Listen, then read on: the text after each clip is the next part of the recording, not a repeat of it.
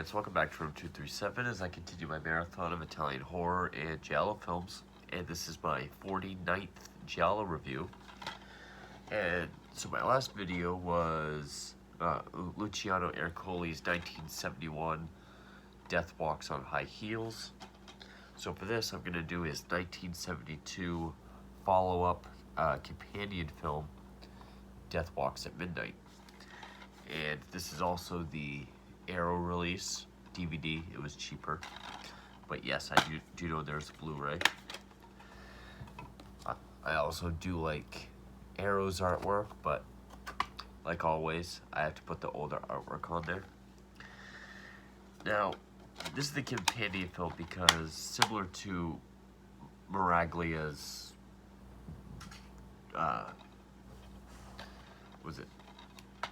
Evelyn duology. This is a duology. It's not a sequel or a predecessor, but it has essentially the same cast. Ernesto Gastaldi wrote both, and I would say it has a similar plot or theme, but not really. This one is more, I would say this one's more of a straightforward film, but this one is a different approach to Giallo, whereas this one is, there's clues throughout the film, like your typical Giallo. This one I think is a different approach. Now, returning from Death Walks on High Heels, we have his wife, Susan Scott, Ercoli's wife. She has a lot more to do in this film, so there's credit for that. Simon Andrew, Peter Martell. Actually, no, Peter Martell was not in that. Claudia Lange, Carlo Gentili, and some supporting actors like Fabrizio Moresco, who was the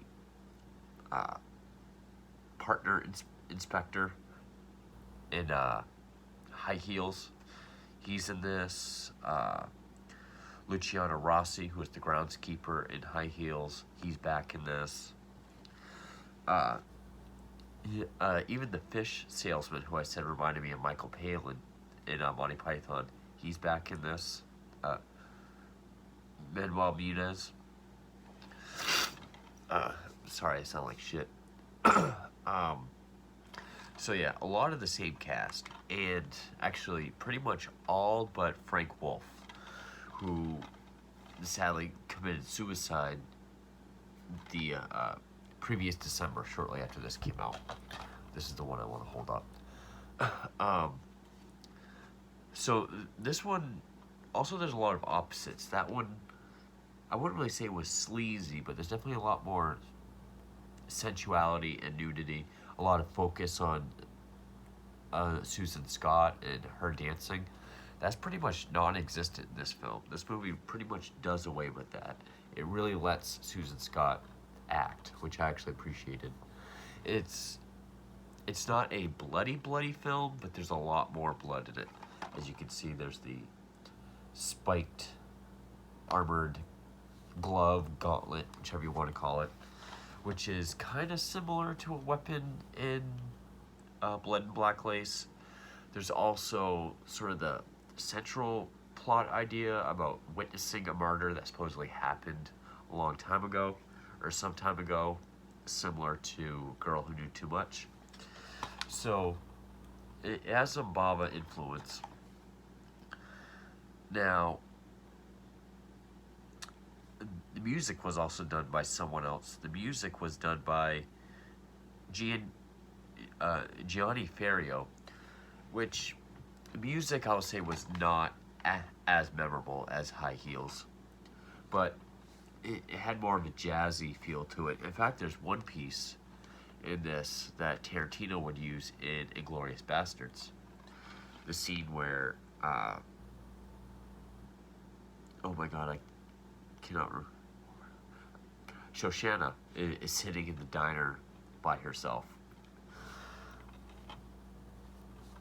It's that piece of music. So yeah, this one definitely is more of, has kind of, instead of clues to follow, it's more uh, false narrative or misdirections more so than your regular Giallo. Uh, I don't even really think it really pointed at a red herring as much. I mean, we see the supposed killer right up front. Okay, so the story of this. Well, actually, is there anything else I wanted to say before I got into the story, the spoilers? I don't think so. Um, I also didn't notice too much of, excuse me, Ercoli's flashy styles, like inventive camera work or anything. I will say the main death scene, like the opening death scene, I love how that's shot. In that apartment where it's just empty and white, you get the nice vanishing point of the lights. I love how that's shot. Uh, you do get a well choreographed fight on a rooftop at the end. Some of it's kind of laughable, and I'll get to that. Um, I guess this is just a little trivia. I guess the word mezza notte, or whatever the word walk is in the original title, does not mean walk. It means stroke or to unfold.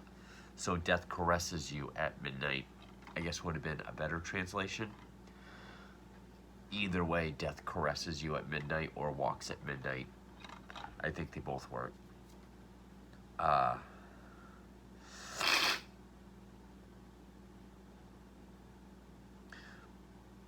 oh, also, yeah, I was going to mention this. Actually, that's a little different. Okay, so the story. Uh, Susan Scott is a fashion model. And in the beginning, she's doing this photo shoot where she agrees to take this new hallucinogenic drug. I think it was called HDS in the film. Supplied to her by her reporter friend, uh, Joe, spelled Gio, played by Simon Andrew. I'll say Simon Andrew, each film I see him in, at least the three Ercoli films, it's like he gets less intimidating and just more of a buffoon. You know, he was like the masochistic sex maniac in Forbidden Photos. He was the drunken, possibly abusive ex-boyfriend in High Heels. Here, he's not Susan Scott's boyfriend. I mean, potential boyfriend. She does have an actual boyfriend, which is the Stefano character. But here, he's more of a goofball. I mean, she's always calling him like an idiot, kind of pushing him out of the way for saying or doing something silly. And there's a scene where he always has a cigarette in his mouth, but he never has a lighter. So there's a part where she like walks off and he puts the cigarette back in his mouth and it's like broken but still hanging. He's kind of a goofball. He still gets to have, you know, a cool fight scene at the end, but he does play it well. He's both an intimidating, like psycho killer type actor, and he plays a goofball pretty well. Actually, he reminded me of Albert Brooks's character in Taxi Driver in this. But he's a reporter. He's the one that gives it to her. And while she's taking this drug, she has this hallucination of this murder in the apartment on the other side of the building. You know, their balconies face each other, but I don't think she knows this yet. I could be wrong. She finds it later. But it's with this guy who she finds out his name is Henry. That's what I mean. It's a very different Giallo. But he's played by, he was not in High Heels, Claudio Pellegrini. It's spelled Henry. It's with an I. I don't remember how they pronounced it. kind of looks like 90s era Al Pacino, but with like the Javier Bardem No Country for Old Men hair, like big sunglasses. He's the one that wears this. And he takes this woman and he like punches her in the side of the head with it. Blood hits his glasses. Again, all white lighting, white walls in this empty apartment. She thinks it was just a vision, but then finds out a woman actually was killed in that apartment, very similarly. So she thinks maybe it's something hidden in her subconscious, maybe she saw it, but kind of repressed it.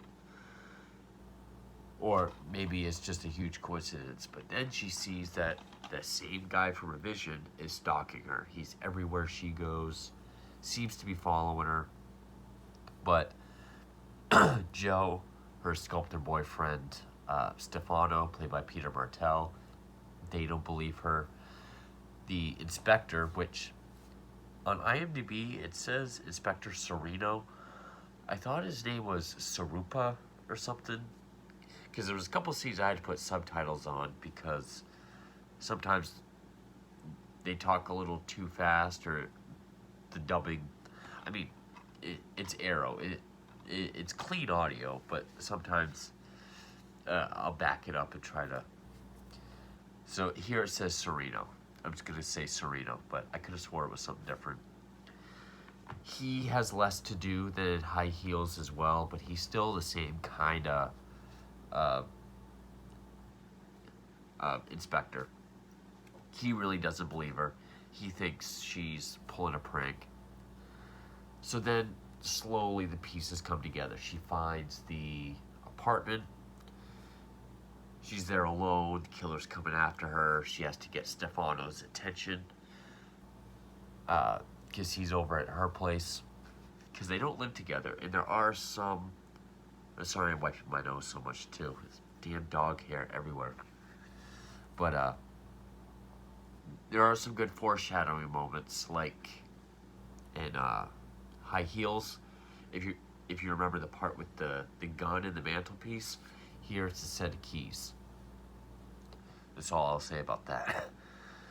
She gives Stefano a pair of keys to her apartment. I'll save the rest for when I get to spoilers. And so the killer's trying to get into the door with the thing, and eventually Stefano comes to help. The hole is still there, so it's not like she's hallucinating. It's just there's never anything to back up what she's saying.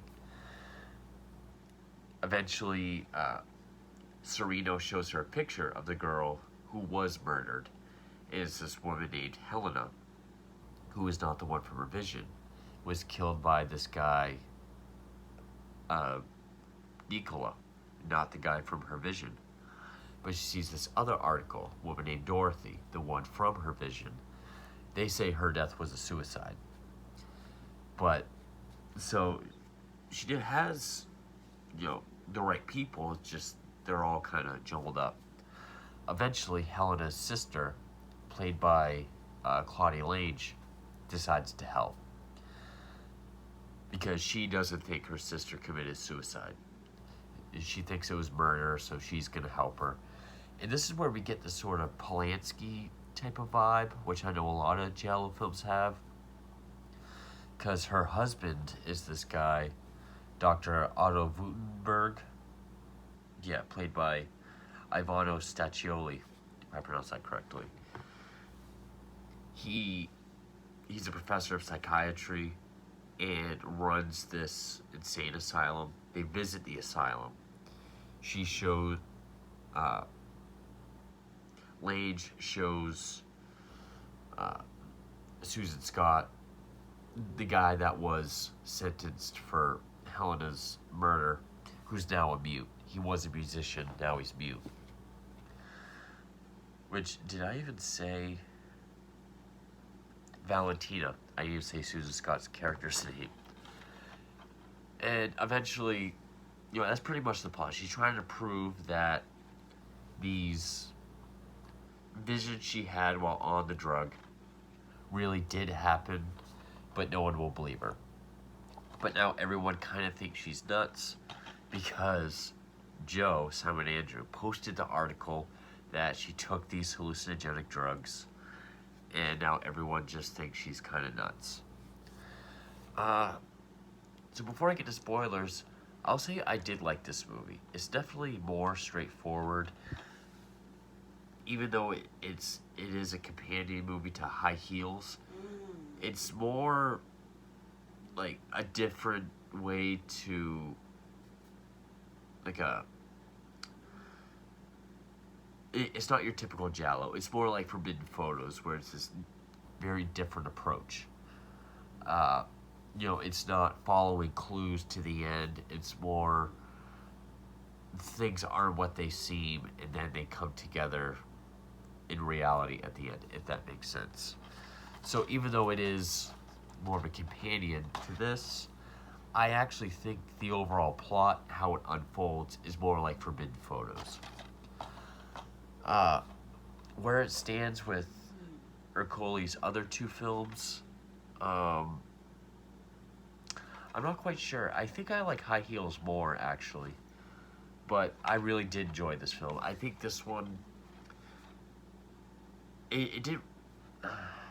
I'm trying to think of which one had better pacing. Um, they're both pretty much the same. I mean, this one is like 6 minutes longer, probably the dance scenes. It didn't really have any scenes like that dragged out. I'll say that. The music wasn't as memorable. It didn't really have any. The humor was more just the characters are kind of silly, like Joe. It didn't have like the Monty Python, what I thought was Monty Python humor from this one. But I definitely recommend it. If you like Forbidden Photos or if you liked High Heels, I think you'll still definitely dig this. It is a very good Giallo. Is it top 10 or an honorable mention? No, but it's definitely worth checking out at least once. So, with that, I can recommend it. So, now we're going to get into spoilers. So,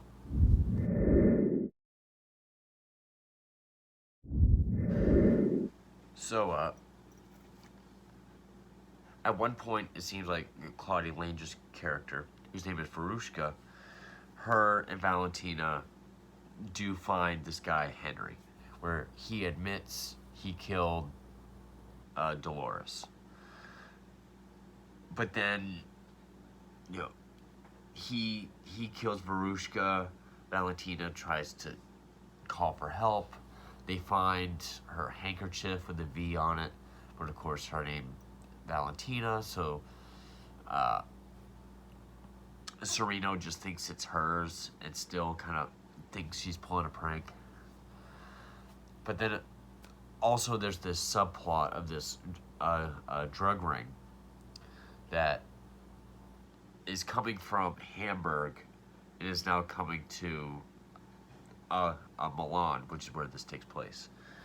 So there's a whole thing of them, the law enforcement focusing more on this drug ring, and eventually there's these two goons named Hans, and Juan, which Hans is played by Luciano Rossi, the groundskeeper from High Heels. Oh, also there's Fabrizio Moresco, who plays Papito. I don't even think they say his name in the movie, but he was the inspector's partner in High Heels. He plays this mysterious character that tries to talk to Valentina, who says he knows the guy in the asylum, says he's innocent. He was in a band with him.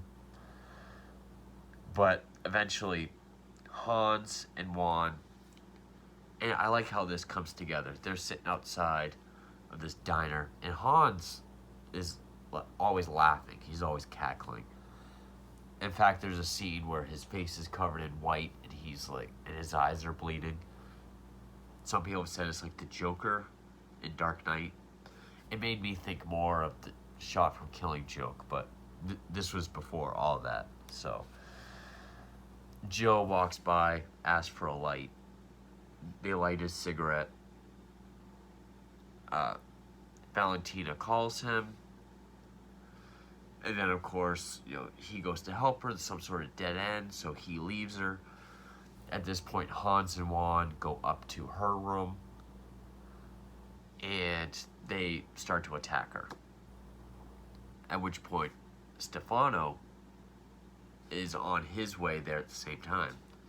But when he shows up, he has the key. That was that foreshadowing from the beginning. He walks in. She thinks she's safe. This is when he says, I thought she would have been dead by now. So he's with them. He was the killer the entire... Well, Henry was the killer. He was the guy with the thing. But Stefano is the reason why everything is happening. And I like how the rescue comes because the guy Henry is there, dead, stabbed. So Hans takes her hand, wraps it around the handle for Prince, and then they're gonna set up a noose and make it look like she committed suicide. Killed the guy from her visions, went crazy, committed suicide. So Joe goes back in the bar where he was, asks for a light. Then when he leaves, he notices the table Hans and Juan were at when he asked for a light, and he sees his article with her picture with the red circle around it. That gives him the idea to go check on her. I like... Ercole does pay a lot of attention to small detail like that. So even if this doesn't have some of the inventive camera work, like high heels with the keyhole, or like with the stopping from bashing the rock, stuff like that, there's still that great attention to detail that I admire. So he shows up, and that's when the fight ensues. But the whole twist is when Stefano is explaining everything. So Henry was the guy with the spiked glove, but Stefano was Helena's lover. Verushka's sister's lover. And he earned money from her pushing his drugs. He's like the drug kingpin from Hamburg. Hans and Juan are his goons. Drugs and hooking. That's how he made money from her. Then she got busted, so then he hooked up with Dolores. Oh, which also there's this scene where Sereno is told that Dolores' death was not a suicide. And I think this was after the handkerchief with the V on it, when he says, maybe she was onto something.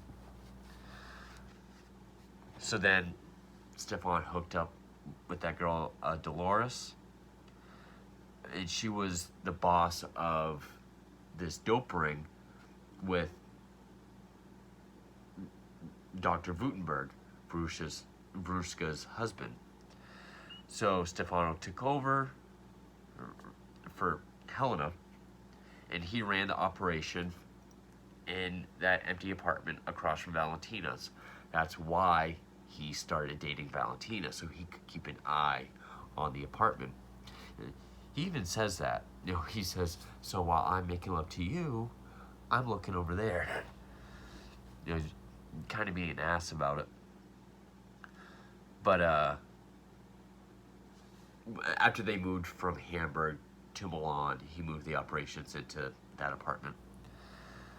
And then one night, while he was over with Valentina, he caught Helena and Nicola, the guy that was in the asylum.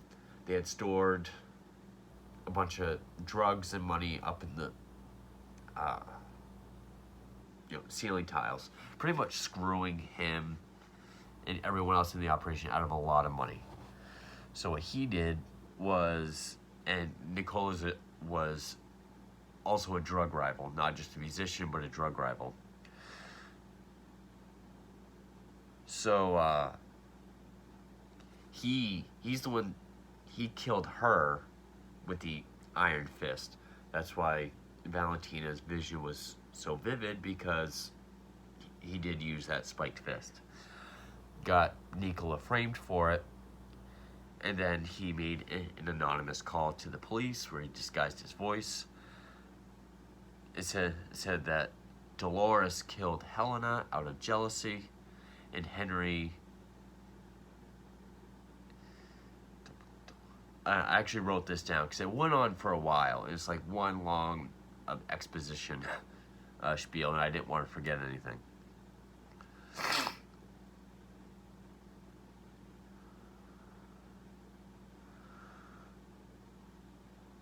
Oh, so said that told police that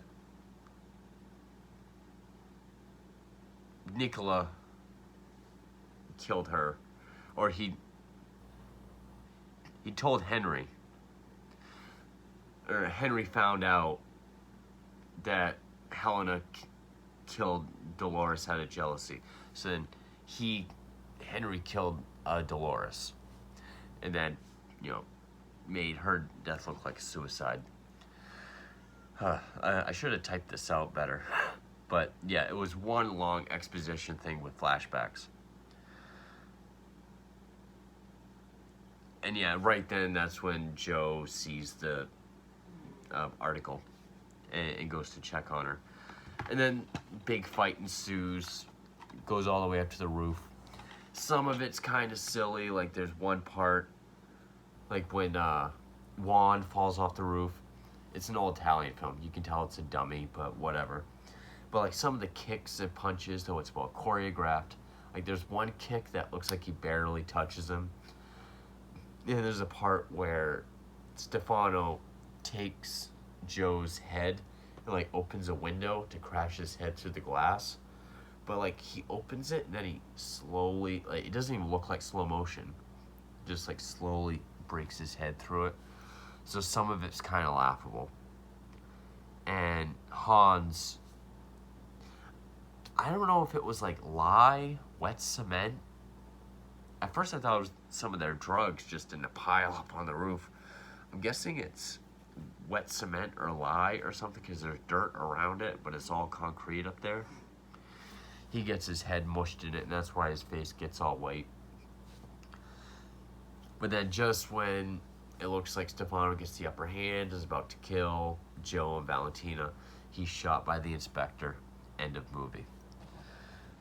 So yeah, I hope I explained that whole motive at the end. I didn't type it out that well, but so it's just pretty much a huge web of lies, essentially, more so than your typical Giallo, because Henry did do the murders that we suspected him of doing, but there was someone else pulling the strings and making it. There's a whole bigger scheme going on, so that's where the mystery and the twist comes in. So it's not a follow the clues until the end. It is a lot of misdirection and a deceit on both the characters and the audience. Deceit's kind of harsh, but kind of like that. And I think Ercole and Gastaldi did a great job with the detail. I mean, the foreshadowing with the keys to her door was a lot like the early foreshadowing of the gun in the mantelpiece. The way Joe got the idea to go check on her with the article with the circle, having the, I like the idea of the drug lord just dating the woman across the way to keep an eye on his operations. It's definitely a more interesting standout weapon, which, I mean, it's not used that much. It's mostly used in like the hallucinations, the one scene after where he breaks through a door with it. I think when Barushka's killed, I actually don't remember how she dies, but yeah, I think both of these are really decent Giallos.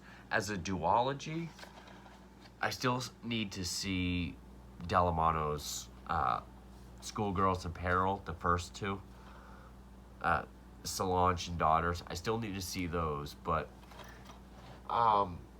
as far as Miraglia's Evelyn duology, because was not a fan of Night Evelyn Came Out of the Grave, even though Red Queen Kill 7 Times is in my probably top 5 favorite Giallo.